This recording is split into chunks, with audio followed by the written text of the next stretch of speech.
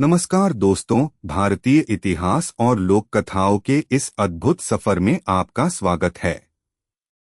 आज हम एक ऐसे नाम की पड़ताल करने वाले हैं जिसे सुनते ही हमारे मन में वीरता, न्याय और ज्ञान की अनगिनत कहानियां जीवंत हो उठती हैं। सम्राट विक्रमादित्य।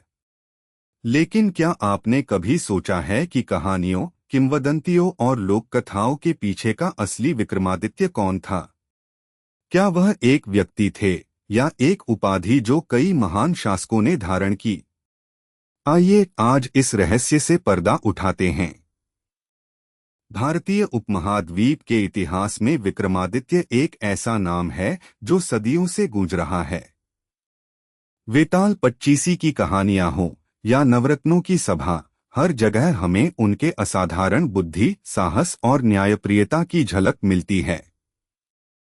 उज्जैन के सम्राट जिन्होंने शकों को पराजित कर विक्रम संवत की शुरुआत की, यह उनकी सबसे प्रचलित पहचान है।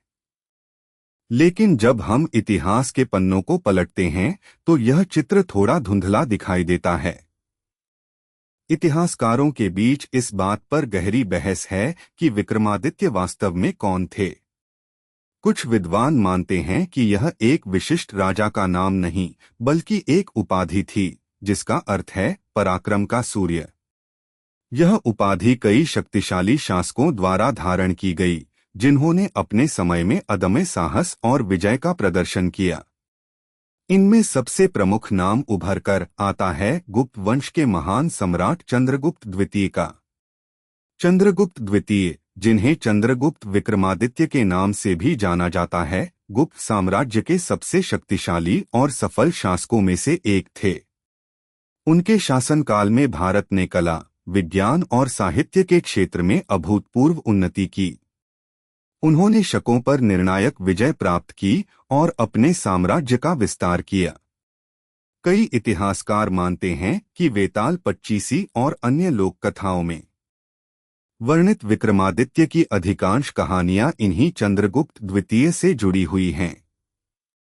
उनके दरबार में भी 9 विद्वानों का एक समूह था, जिन्हें अक्सर नवरत्न कहा जाता है।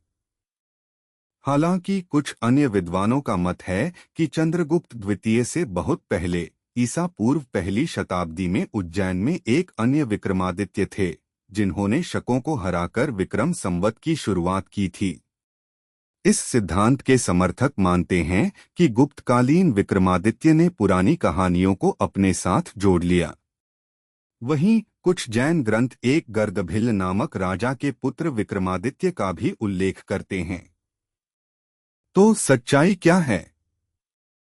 क्या विक्रमादित्य एक ऐतिहासिक व्यक्ति थे या लोक कथाओं के नायक? शायद वह दोनों थे।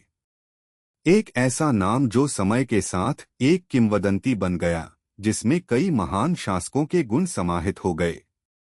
यह भारतीय इतिहास का एक ऐसा अनसुलझा पहेली है जो हमें अपनी जड़ों से जोड़े रखता है और अतीत की खोज के लिए प्रेरित करता है। चाहे वह एक व्यक्ति हो या एक उपाधि, विक्रमादित्य का नाम आज भी हमें न्याय, वीरता और ज्ञान के आदर्शों की याद दिलाता है।